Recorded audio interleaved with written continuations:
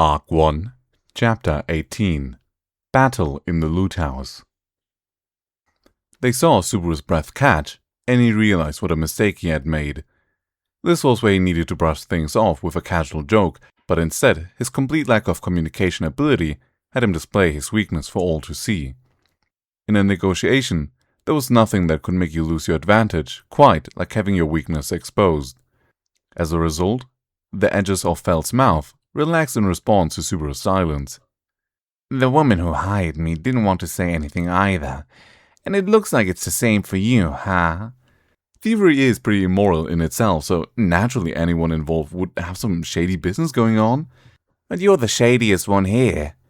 Thinking about it clearly, what you're trying to do is snatch away a stolen item requested by someone else. With the cruelty of a cat toying with its prey, Feld incessantly attacked Subaru's incompetence. She then coldly addressed him with a sadistic smile. What's this insignia anyway? The truth is, it's worth way more than it looks. That's why you all want it, right? In other words, it's worth more than a meteor. Wait, Feld, that way of thinking is really dangerous. I can pretty much guess what you're going to say next thanks to my gamer brain, but you'd better leave it at that. Subaru saw her miser gauge start to fill up and tried to keep her in check even as he broke into a cold sweat. At this rate, she'd just keep on raising her price. If that happened, the negotiation would drag on and they'd walk right into the bad end waiting for them. It's more than 20 holy gold coins. Just take the deal. Don't try for more than that. The one who hired you can't go over 20 either. You're not going to get more. And why do you know that? You slipped up, so you know her. How easy it would be if he could just declare that he knew because of return by death. Even if he actually tried explaining it, there's no way she'd believe him. The suspicion in her eyes was getting deeper. She probably wouldn't believe a word he said at this point. If it was going to turn out like this, he'd be better off just snatching the insignia from her, but this muscly old man's going to be a problem if I try that. She's got you good, kid. Pretty pathetic to be outwitted by a girl younger than you. It's probably because of how you raised her. Her stubbornness could make me cry. If he resorted to violence, he'd just get flattened by Rom. Even supposing he were able to snatch it away from her, he didn't think he could outrun her. If it came to a long-distance race, Subaru's ability was pretty low even among his classmates. No matter how much he placed in top 3 elsewhere, he could only ever manage consolation prizes in long-distance runs, which meant he would generally never get an A. Feld, please. Begging won't do you any good. I acknowledge your right to negotiate, but it's hardly fair to end things without even hearing the other party out, right? But it'd be a different matter if you could just tell me what this thing really is worth and produce an adequate compensation. Her pressing eyes didn't contain the slightest hint of mercy or compassion. Her eyes were completely focused on him, hoping to deduce the truth from his behavior. However, it wouldn't be possible to ascertain the insignia's value no matter how much she stared at him. But the reason he wanted the insignia was different from Elsa's. He just wanted to repay a favor. Beyond that, he only knew what it looked like, that it had a jewel embedded in it. He didn't know anything Feld didn't. Thus, it would not be possible for him to give her the response she desired. The reason I want that insignia is so I can return it to its owner. That's why, with all of his sincerity, he revealed the truth. I want to return it to its owner. That's why I want it. That's all. As her eyes widened, Subaru raised his head and repeated his declaration. Her crimson eyes were filled with hostility as she glared at him, but even so, Subaru could only remain silent. He didn't have the leeway to crack jokes.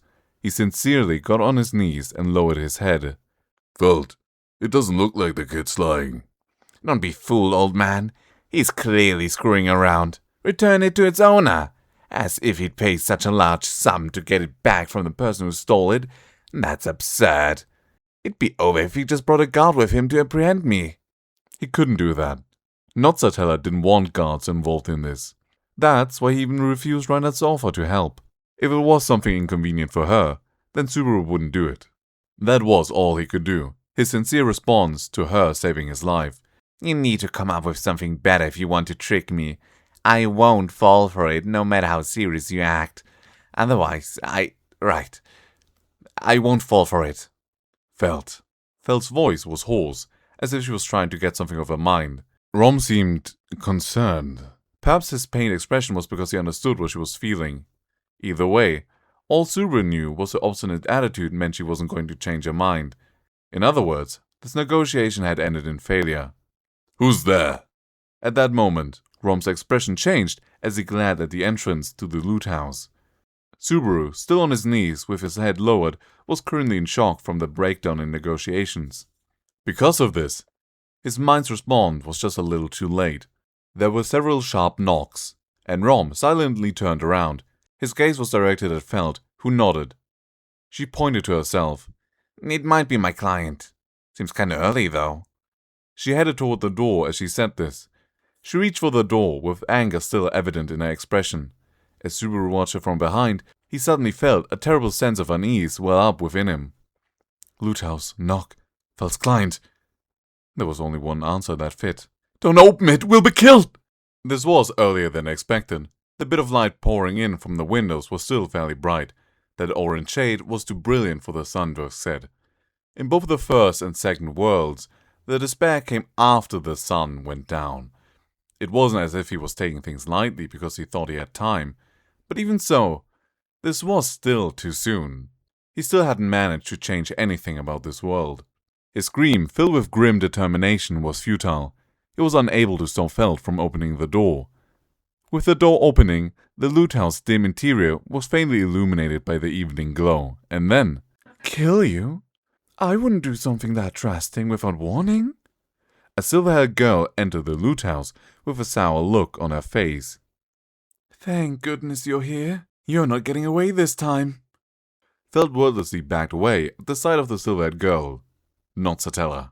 She had a mortified expression as she retired, and her lips warped in annoyance. You really are a stubborn woman. You're quite impertinent for a thief. I won't hurt you if you hand it over quietly.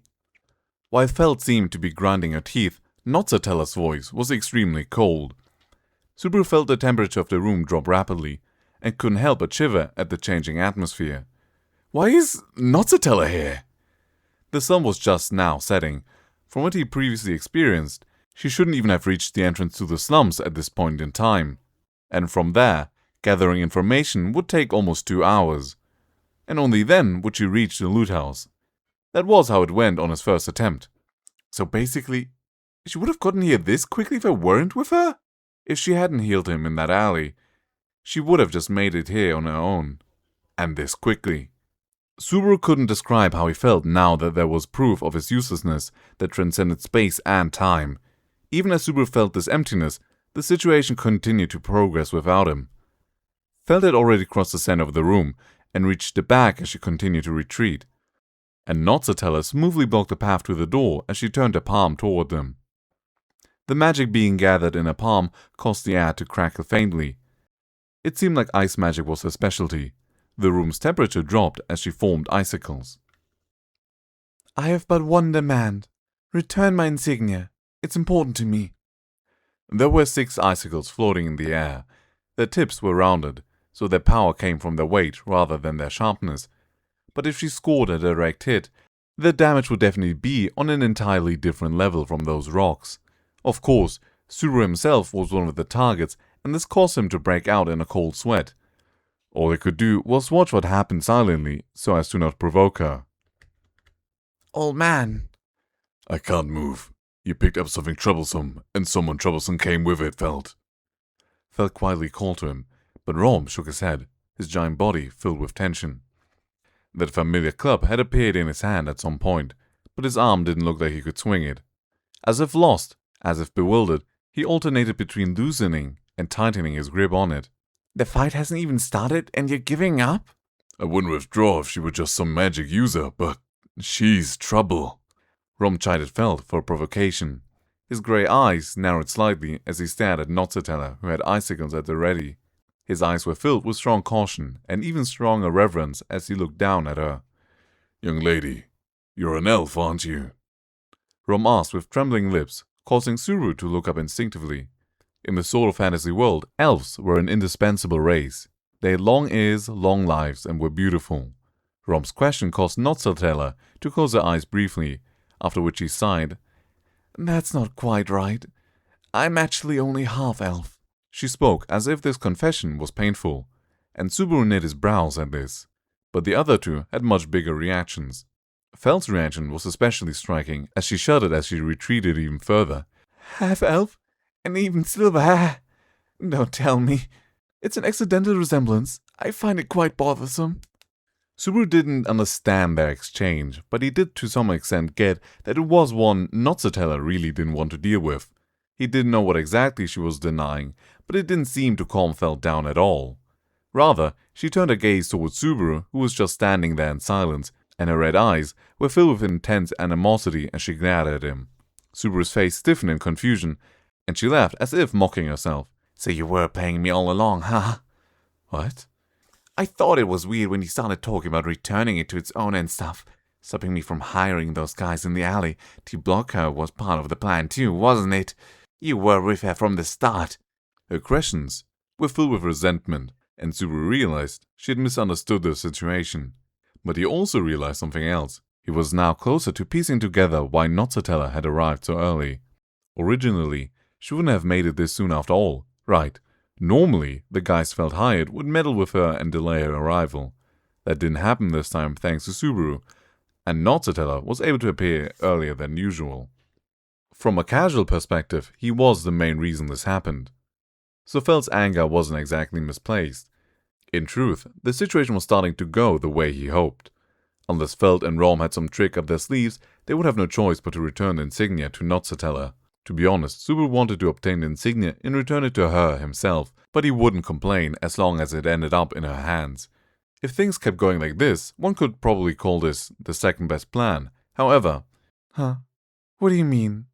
You're not comrades? Nozzatella reacted to the apparent breakup between Felt and Subaru.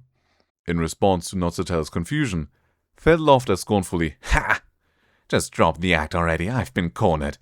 How about you just take the insignia back and laugh at my stupidity? You're caving too easily. All that just because you're at a slight disadvantage? That's what you have to say after landing me in this situation? Damn it, I've been had!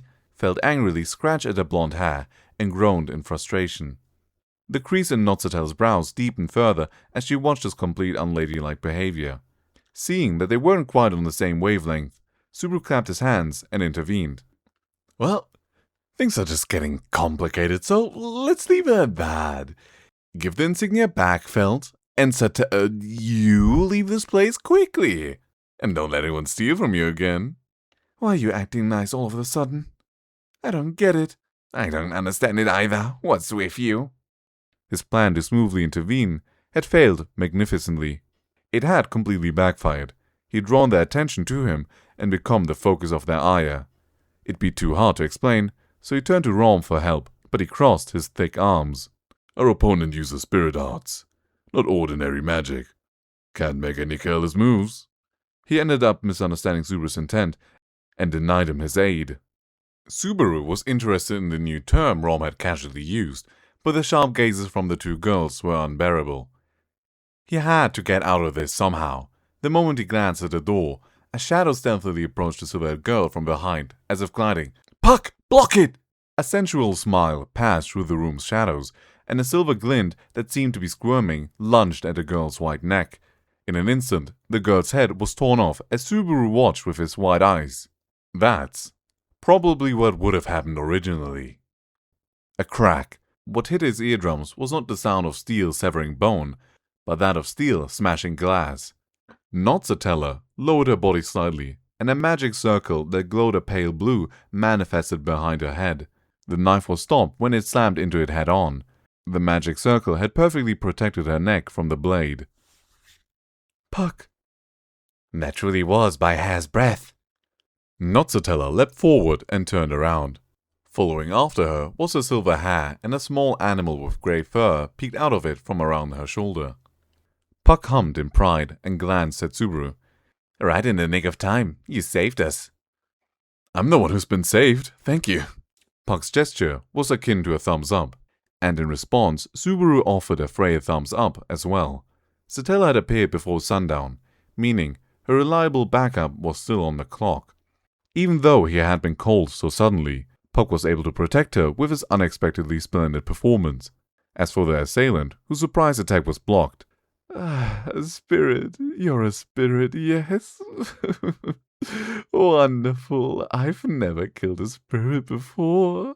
The familiar murderer raised her kukiri knife up to her face that was filled with ecstasy. It was Elsa. Her sudden appearance put Notsatella and Subaru on guard. However, the first one to take action in response wasn't either of them. Hey, what's this about? Feld yelled as she stepped forward.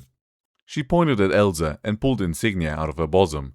I thought your job was to purchase the insignia. Turning this place into a sea of blood wasn't part of the deal. Purchasing that insignia is indeed my job, but negotiating won't be possible since you've also brought the owner along. So I've decided to change my plans. Feld's face had turned red with rage, but faced with Elsa's gaze full of killing intent, she instinctively stepped back. Elsa looked down at her as if she found her fear adorable. I'll massacre everyone in here and then collect the insignia. Elsa's smile was like that of a loving mother as she made this cruel declaration. She then tilted her head. You couldn't do your job properly. It's only natural you'd be cast aside. Feld's face was warped in agony, not from fear, but from a different emotion. Subaru didn't know if Elsa's words touched a sore spot. He didn't know, but quit screwing around, damn it! It angered him enough to make him forget about the difference in their ability and yell at her. Elsa looked at Subaru in surprise. Feld, Rom, and Notsatella were no different, but the one who was most surprised of all was Subaru himself. He himself didn't understand why he suddenly flew over the handle. He didn't understand, so he just let his emotions take over and spilled everything. Is it really fun to pick on a little girl? You damn bowel-loving sadist. Also, your appearance is way too sudden. We're just waiting outside for the right timing, or what? You make me celebrate prematurely because it looked like things could go smoothly. You're too damn scary. I really didn't want to meet you. Just how many horrible, painful, tear-inducing memories do you think I've got? If I had some change for every time I got torn up by a blade, I'd be a damned millionaire. That was an exaggeration. What are you saying? My tension and rage meters are max, so I've got no clue what I'm saying either. That's how my day's been. So how are you guys doing? And please don't change the channel. In response to Subaru's nonsensical screaming, Elsa let out a small sigh of exasperation, which was rather unusual for her. Subaru found her attitude strangely hurtful, and as he sent spittle flying, "Stalling complete, do it, Puck!" That was magnificently awkward. I'd better live up to your expectations. As Subaru stamped his foot, an aloof voice responded to him, causing Elsa to look up. Sharp icicles surrounded her in every direction. There were more than 20 of them. Seems I haven't introduced myself, young lady. My name is Puck. Remember that name in the afterlife. In an instant, Elsa was bombarded by icicles from every direction.